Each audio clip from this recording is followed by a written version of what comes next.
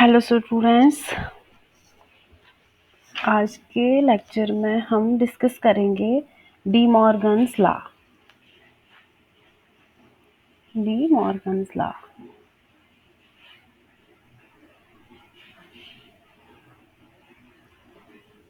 लेकिन इसको प्रूव करने से पहले आपको मेरी चैनल को लाइक, कमेंट,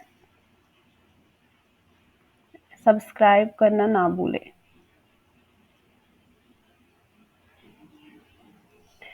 तो आज के लेक्चर को स्टार्ट करेंगे हम किससे? डी मॉर्गन्स लॉ से। हमें क्वेश्चन में पूछा है पहले हम इसका स्टेटमेंट देखेंगे।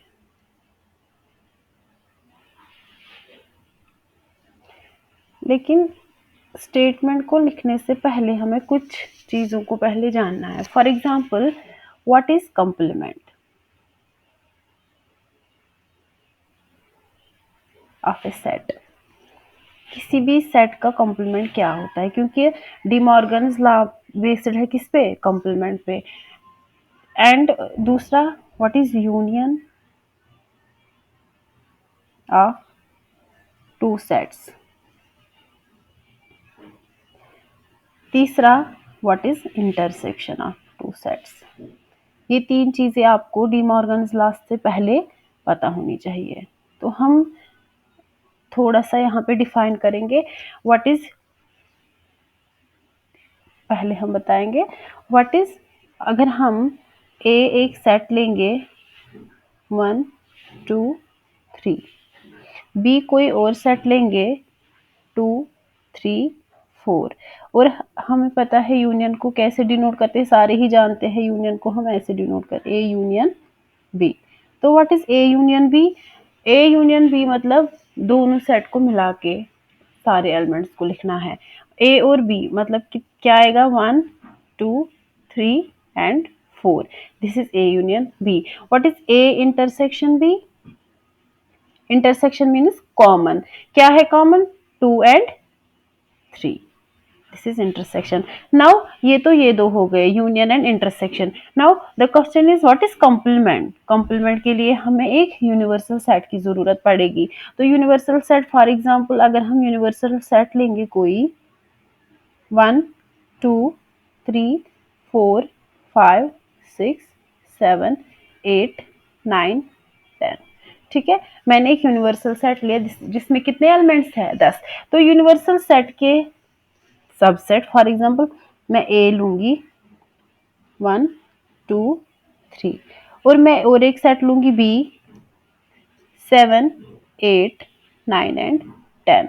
तो what is complement of A and B? देखो बेटा, ए कॉम्प्लीमेंट को हम डिनोट करते हैं इस तरह भी, कुछ कुछ बुक्स में इस तरह भी दिखाया है। तो हम कौन सी नोटेशन यूज करेंगे? ये वाली notation. What is A complement of? A complement मतलब ए के जो भी एलिमेंट्स है उनको छोड़ के जो जितने ये जो ए सेट है इसको कहाँ से बाहर निकालना? यूनिवर्सल सेट से। तो ये क्या आएगा? A complement. तो what is A complement? A का कॉम्प्लीमेंट आएगा 4 5 6 7 8 9 एंड 10। तो मतलब a complement is remove a from its universal set। remove a from its universal set is called is complement। और अगर मुझे b का complement निकालना होगा तो what is b's complement? remove b from its universal set। तो क्या आएगा? इसका complement आएगा 1 2 3 4, नहीं 4, हाँ 4 5 6, ओके। 7 8 9 10 को ही तो रिमूव करना है। तो हमने तीन चीजों को समझना है डी मॉर्गन्स लॉ से पहले, क्योंकि इन चीजों का यूज होगा आपके डी मॉर्गन्स लॉ में। कौन कौन सा? Intersection, what is intersection? Common element is between two sets. What is union? All the elements in A as well as in B together become union of A B. And what is complement? Complement of any set is remove that set from its universal set, the remaining element become the complement of that set। So ये तीन चीजें कहाँ पे use होंगी? हमारे De Morgan's law को prove करने में। नाउ वी क्वेश्चन कैसे आएगा डिमॉर्गन्स लॉ पे?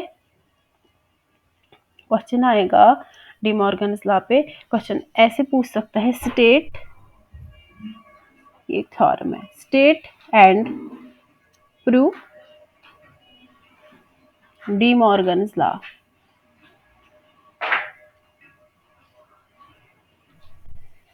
अगर 2 नंबर में पूछेंगे तो स्टेटमेंट पूछ सकते हैं, लेकिन अगर थोड़ा 5 नंबर में पूछे या 10 नंबर में पूछे तो स्टेट एंड प्रूव, मतलब स्टेटमेंट भी लिखना है एंड प्रूव भी करना है डिमॉर्गन्स लॉ।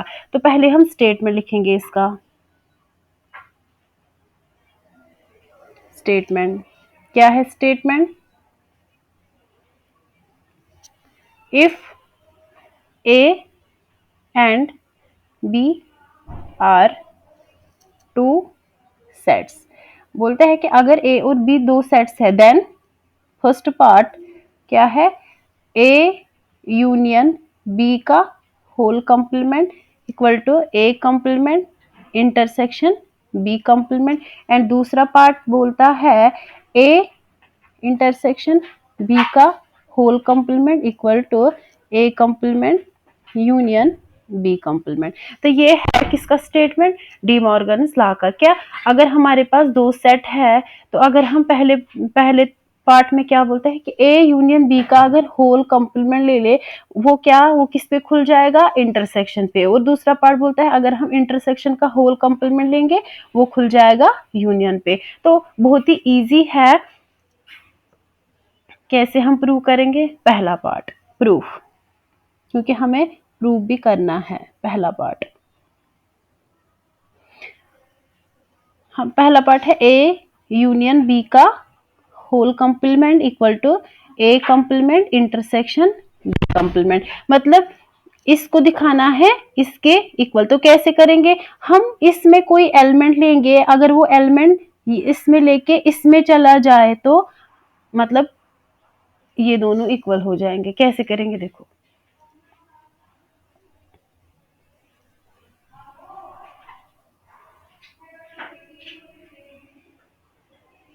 हम क्या करेंगे, x कोई एलिमेंट है, किस में लेंगे वो?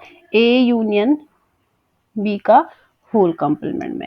कोई भी एलिमेंट हमने उठाया किस में बिलोंग? ये बिलोंग है, मतलब इसके अंदर है। किसके अंदर है? a यूनियन b का होल कंप्लीमेंट। अगर ये कंप्लीमेंट में है, अभी मैंने ऊपर बताया, अगर कोई चीज कंप्लीमेंट में है मतलब वो उस सेट में नहीं है, उसके कंप्लीमेंट में है, तो मतलब x कहाँ पे नहीं होगा? x does not belong to, कहाँ पे नहीं होगा? a यूनियन b में। क्यों? मैंने अभी बताया अगर कोई चीज सेट के अंदर 1 2 3 है तो a का कंप्लीमेंट क्या आएगा? इन तीनों को छोड़ के जितना यूनिवर्सल सेट बचेगा वो। तो इसी तरह x अगर मैंने इसमें इसके कंप्लीमेंट में है मतलब x इसमें नहीं होगा। अगर इसमें नहीं होगा मतलब x ना यूनियन मतलब दोनों में होना चाहिए तब यूनियन में चला जाएगा। यूनियन में तभी एलिमेंट जाएगा जब वो दोनों दोनों में होगा या दोनों में से एक में होगा। तो ना ही यूनियन में नहीं है मतलब जब यूनियन में ही नहीं है मतलब दोनों में नहीं है, क्योंकि यूनियन में तब आएगा जब दोनों में से एक में होगा। जब ये यूनियन में ही नहीं है मतलब वो दोनों में नहीं है। तो x ना a में है एंड ना ही x किस में है? x does not belongs to b। ठीक है, जब ये a में नहीं है तब कहां पे होगा? हम लिख सकते हैं a belongs to a complement, क्योंकि a में नहीं है तो a कंप्लीमेंट में होगा, एंड b में नहीं है तो b कंप्लीमेंट में होगा, क्योंकि b के कंप्लीमेंट तो जरूरी होगा। हम क्या लिख सकते हैं? और x कहां पे चला जाएगा फिर? a जब ये दोनों में है, यहाँ पे भी है, सॉरी यहाँ पे डज नॉट नहीं, यहाँ पे डज नॉट नहीं, यहाँ पे आएगा बिलोंग्स टू। अगर यहाँ पे नहीं है यहाँ पे आएगा ऐसे, ना इधर है ना इधर है, मतलब इसके कंप्लीमेंट में है इसके कंप्लीमेंट में है।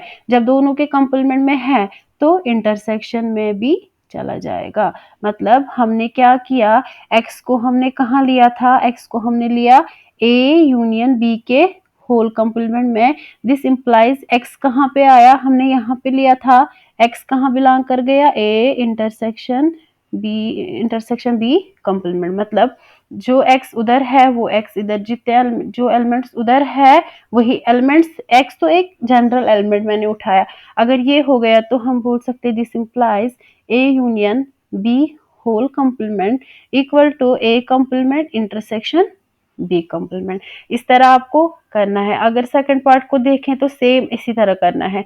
सेकंड पार्ट हमारा क्या है, सेकंड पार्ट है A intersection B whole complement, किसके इक्वल है, A intersection A complement union B complement. तो हम वैसे ही करेंगे कि क्या, हम इसमें एक एलिमेंट उठाएंगे एक्स, किसमें बिलोंग किया, ए इंटरसेक्शन बी का होल कम्प्लीमेंट। तो अगर इंटरसेक्शन में है तब क्या है, अगर इसके कम्प्लीमेंट में है तो तब क्या होगा, तब होगा कि ये किसमें नहीं होगा, फिर ए इंटरसेक्शन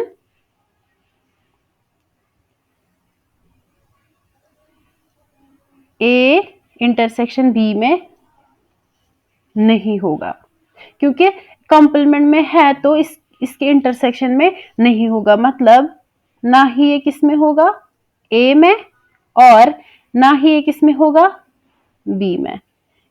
इंटरसेक्शन का मतलब और, एंड यूनियन का मतलब एंड। अगर ये दोनों में नहीं है, अगर ये ए में नहीं है तो ए के कॉम्प्लीमेंट में होगा, ठीक है, तो इसके कॉम्प्लीमेंट में बिलोंग करेगा और इसके भी कॉम्प्लीमेंट में बिलोंग करेगा। तो जब ये दोनों में बिलोंग कर गया तो एक्स कहाँ पे होगा, फिर A complement union B complement. हमने एलिमेंट कहाँ पे लिया था, पहले इसमें लिया था, ये कहाँ चला गया, इसमें चला गया, मतलब जो एलिमेंट उधर है वही एलिमेंट इधर है, तो हम बोल सकते हैं ए इंटरसेक्शन बी का whole complement equal to A complement union B complement. This is the De Morgan's law. तो मतलब कुछ भी नहीं करना, क्या what is the statement of De Morgan's law, वो मैंने ऊपर लिखा। क्या है स्टेटमेंट, कि अगर हमारे पास दो सेट है, ए यूनियन बी का whole complement equal to A complement intersection B complement, दूसरा है ए इंटरसेक्शन बी का complement equal to A complement union B complement. तो हमने क्या किया, यहाँ पे एलिमेंट लिया वो यहाँ पे आ गया, यहाँ पे एलिमेंट लिया वो यहाँ पे आ गया, इस तरह हमने इस लॉ को प्रूव किया। तो एग्जाम के लिए बहुत ही इंपॉर्टेंट है, पूछ सकते हैं एग्जाम में। तो आज ये छोटा मोटा वीडियो आप लोगों के लिए लाया, मुझे पूरी उम्मीद है कि आपको ये पसंद आया होगा। तो मेरे मेरी अगर आप लोगों को ये वीडियो पसंद आया तो मेरी चैनल को लाइक, कमेंट एंड सब्सक्राइब करना ना भूलिए, ताकि मुझे मोटिवेशन मिलती रहे और मैं आपके लिए नए नए वीडियोस बनाती रहूं। Thank you.